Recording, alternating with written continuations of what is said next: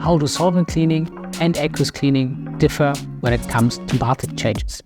Bath exchange is an important consideration for your cleaning process. Why?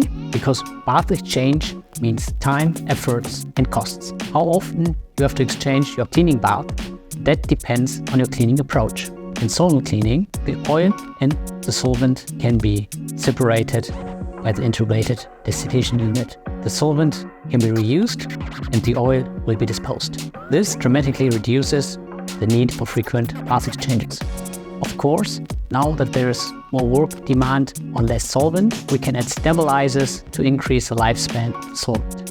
In water-based cleaning, you first clean the part in the cleaning bath and then you rinse in rinsing bath.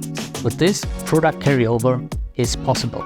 The cleanliness very much depends on the quality of the last rinsing bath. Often, you might need more than one rinsing bath to make sure that all contamination residues and also cleaner residues are properly cleaned off. Since the majority of water-based cleaning systems do not have a built-in distillation unit, the cleaning bath have to be exchanged and replaced regularly in case it is not treated properly.